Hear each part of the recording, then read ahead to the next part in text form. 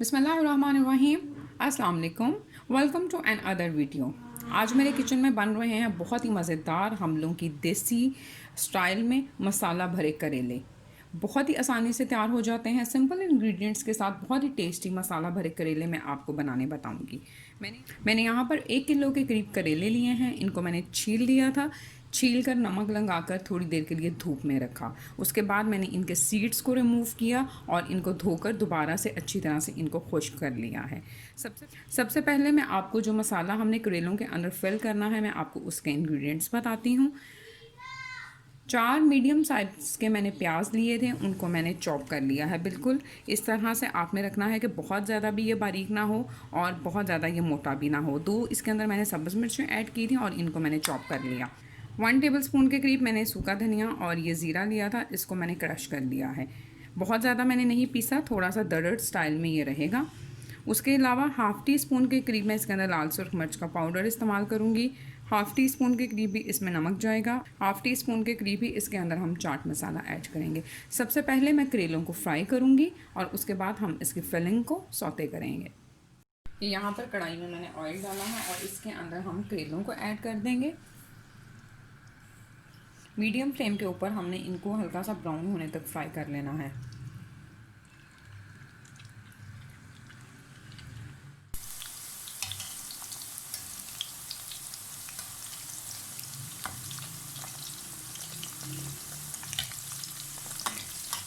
जब तक करेले फ्राई होते हैं हम इसके मसाले को जो उसकी फिलिंग है उसको हम भून लेते हैं।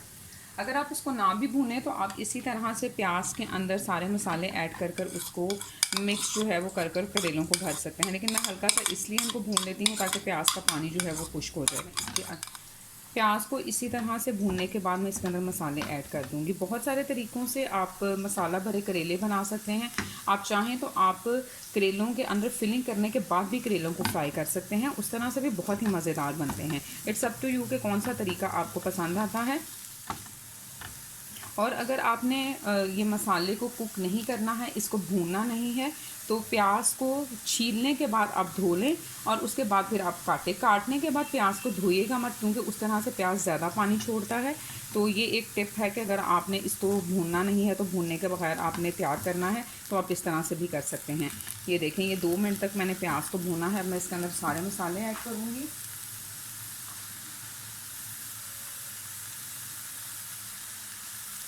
आप चाहें तो आप इनके अंदर करेलों के छिलके उनको भी फ्राई कर कर ऐड कर सकते हैं और जो बीज इनके अंदर होते हैं उनको भी कूट कर फ्राई कर कर आप ऐड कर सकते हैं। मैं जो कीमे वाले करेले तैयार करती हूँ उसके अंदर मैं छिलके और बीज भी ऐड करती हूँ, बहुत ही मज़ेदार वो लगते हैं।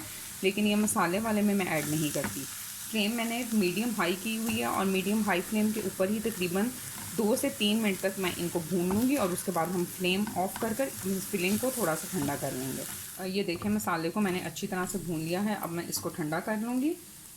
ये देखें, ये करेले जो हैं वो हल्के हल्के ब्राउन हो चुके हैं। इनको मैं निकाल लूँगी और इसी तरह से जो बाकी करेले हैं उनको भी मैं फ्राई कर लूँगी।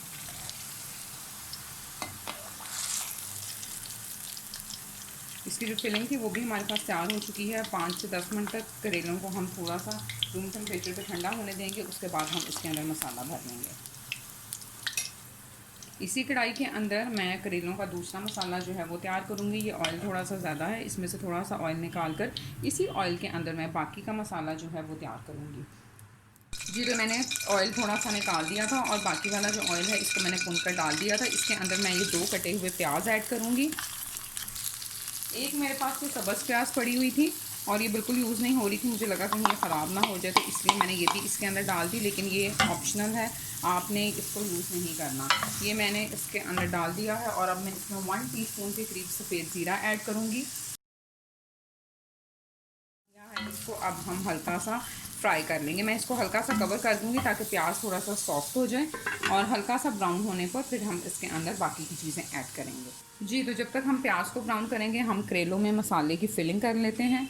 ये इस तरह से आपने करेले को लेना है और ये जो मसाला हमने तैयार किया था इसकी फिलिंग आपने इसके अंदर कर देनी है। जितना आप भरना चाहें आप इसको भर सकते हैं। ये देखें, मैंने इतना मसाला जो है इसके अंदर ऐड किया है और इस तरह से इसको मैं रखती जाऊंगी और फिर इसके बाद इनके ऊपर हल्का सा धागा बांध लेंगे। ये देखिए मैंने सारे करेलों में अच्छी तरह से फिलिंग कर ली है। अब हमने धागा लेना है और इस तरह से हल्का इनको इस तरह से बांध लेना है धागे से। इस तरह से ये करते हुए आपने धागा सारे करेलों को बांध देना है ताकि मसाला जो है वो बाहर ना निकलने पाए। आप इनको ज़रूर ट्राई कीजिएगा, बहुत ही मज़ेदार ये बनते हैं। और जो मसाला थोड़ा सा बच गया था उसको हम लोग ये जब प्याज ब्राउन हो जाएगा उसके अंदर ही कर देंगे। जी तो ये देखेंगे प्याज हमारे पास हल्का हल्का ब्राउन होना स्टार्ट हो गया है। जो मसाला बचा था वो भी मैंने इसके अंदर ऐड कर दिया था। अब मैं इसके अंदर आलू ऐड करने लगी हूँ। 2 बड़े साइज़ के मैंने आलू लिए थे, उनको मैंने क्यूब्स की फॉर्म में काट लिया है। मैं इसके अंदर आलू ऐड करने लगी हूँ। अगर आपको आलू इसमें नहीं पसंद, आप सिर्फ प्याज और टमाटर का मसाला ही रहने देना चाहते हैं तो आप इसमें आलू ऐड ना करें। तेज़ आंच के ऊपर 2 से 3 मिनट तक मैं आलूओं को इसके अंदर फ्राई कर लूँगी।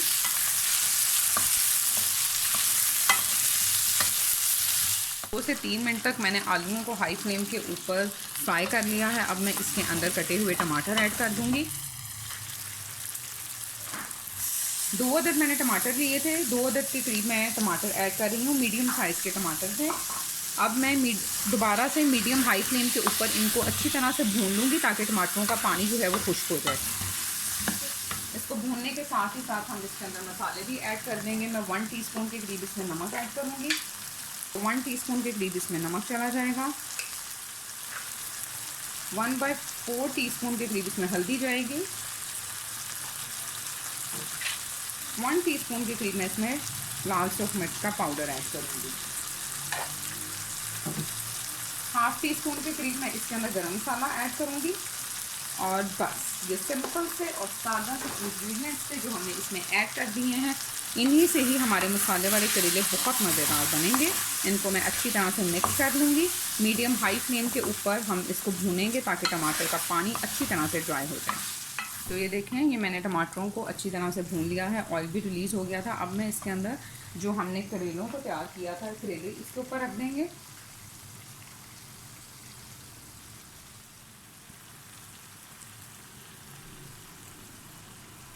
ये मैंने करेले इसमें ऐड कर दिए। अब इसके ऊपर हम ये सब्ज़ मिर्च डाल देंगे और बिल्कुल लो फ्लेम के ऊपर हम तकरीबन 7 से 10 मिनट तक इनको पका लेंगे ताकि आलू भी अच्छी तरह से गल जाएं। ये हमने इसको कवर कर दिया और फ्लेम मैंने बिल्कुल लो कर दी है और लो फ्लेम के ऊपर बस 10 मिनट तक हम इसको पका लेंगे और फिर मज़े। जी तो 10 मिनट हो चुके हैं। 10 मिनट के बाद मैंने कढ़ाई को फ्लेम से उतार लिया है और ये आप देखें